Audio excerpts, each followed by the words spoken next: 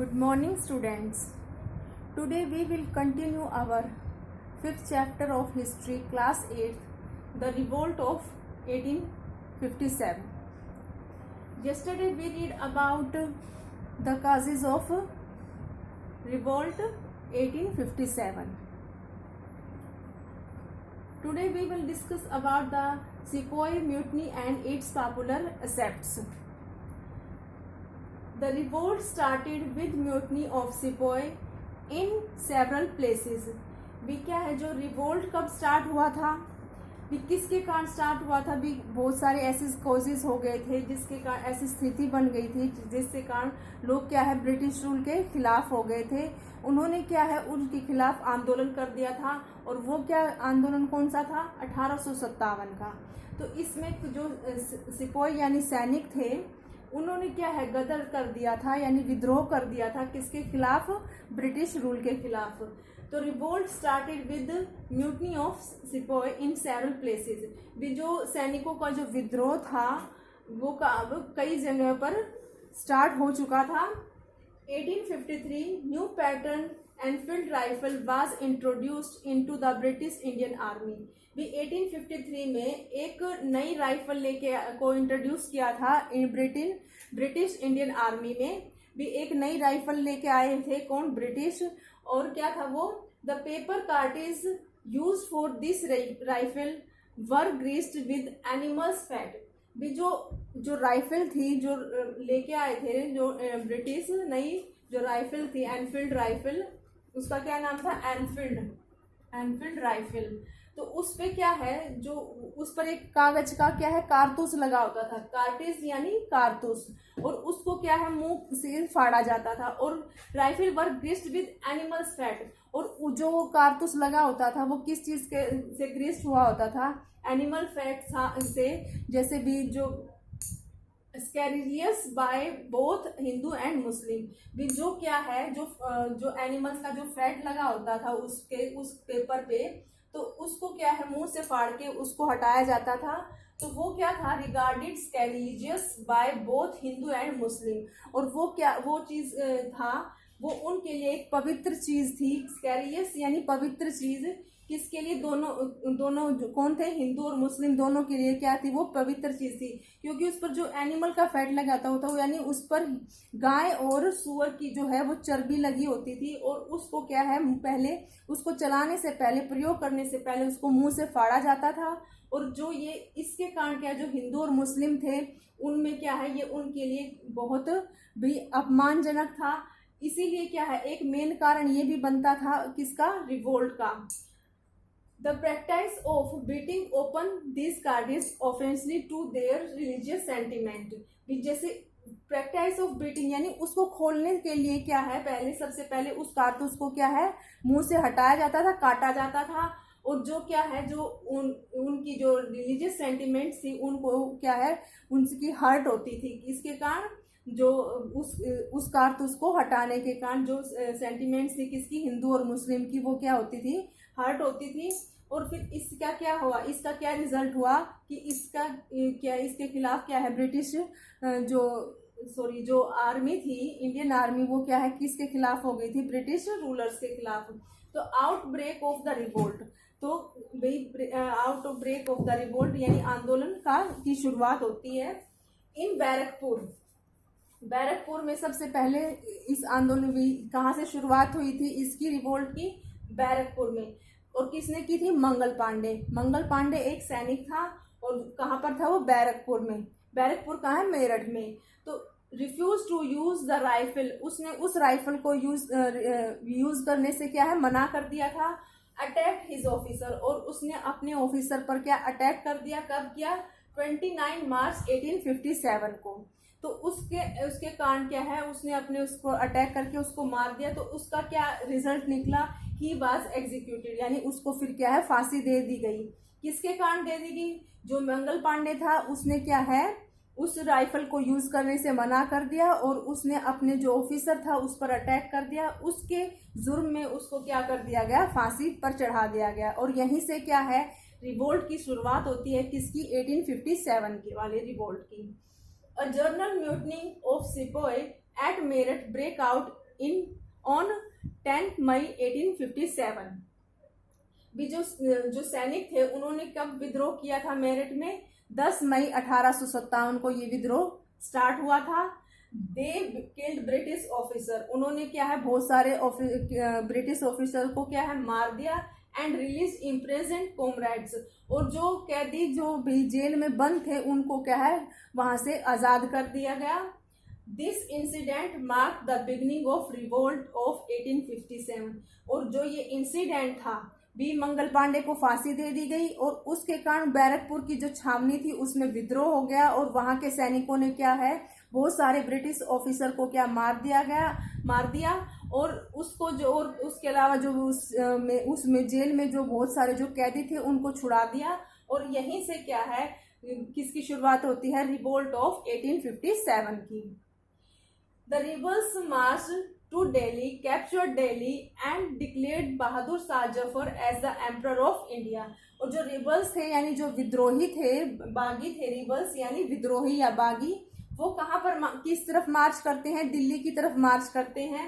Capture the Delhi, और वो क्या है दिल्ली पर कब्जा कर लेते हैं। And declared Bahadur Shah Zafar as the emperor of India, और जो बहादुर शाह जफर था उसको इंडिया का क्या है शासक नियुक्त कर देते हैं, घोषित कर देते हैं। नेक्स्ट है हमारा स्प्रेड ऑफ द रिवोल्ट, भी कहाँ कहाँ पर ये रिवोल्ट फैला था। Meerut and Delhi, the revolt spread to another areas in northern and central India.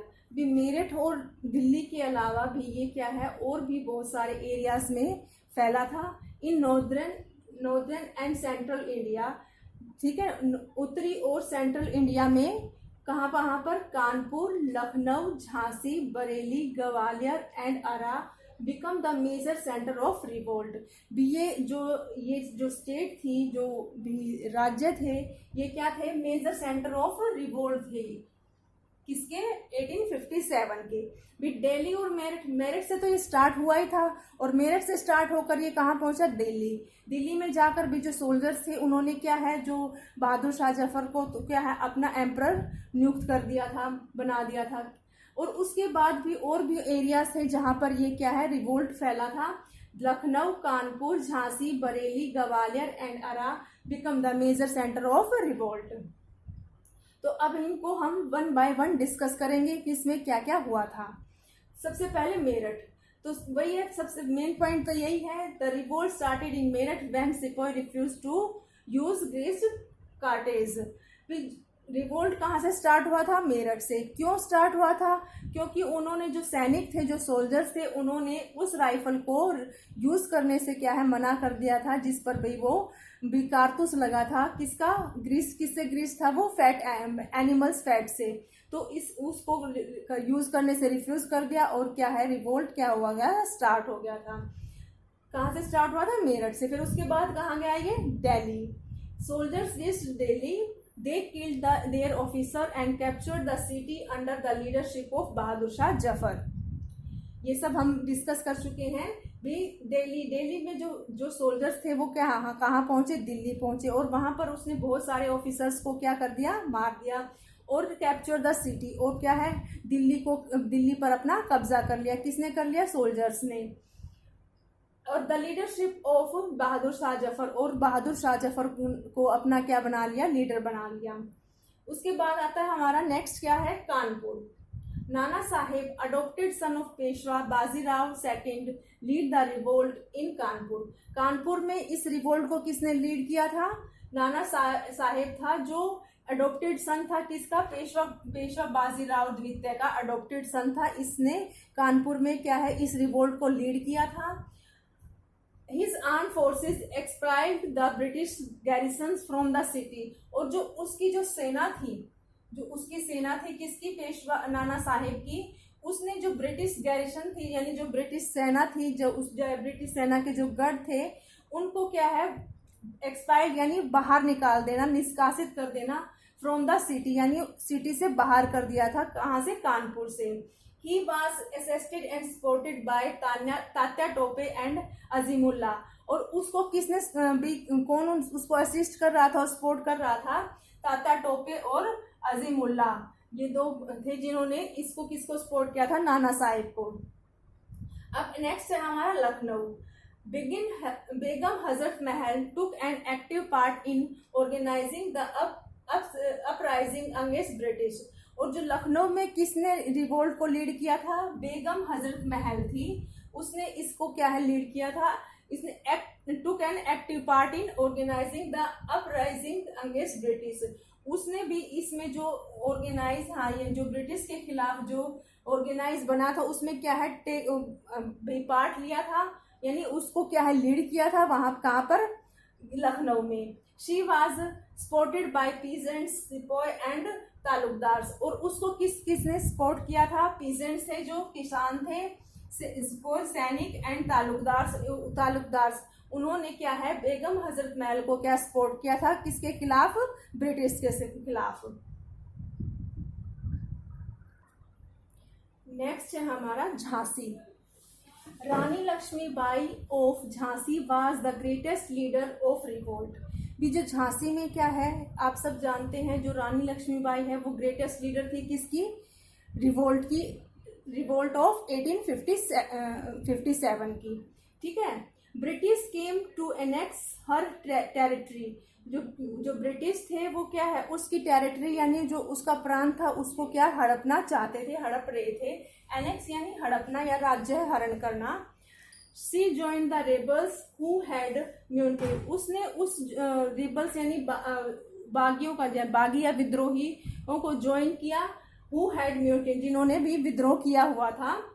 British forces using superior weapons captured the fort and the city. और जो ब्रिटिश थे उन्होंने क्या है झांसी के खिलाफ यानी रानी लक्ष्मीबाई के अगेंस्ट क्या है यूजिंग सुपीरियर वेपन्स, भी अपने जो सुपीरियर वेपन्स थे उनको यूज किया, किसके लिए, उसके फोर्ट और सिटी को कैप्चर करने के लिए, कब्जा करने के लिए। उन्होंने झांसी पर कब्जा करने के लिए, झांसी के किले पर और सिटी पर कब्जा करने के लिए उन्होंने क्या है ब्रिटिश जो फोर्स थी उन्होंने जो सुपीरियर वेपन्स थे उनका क्या किया था, यूज किया था।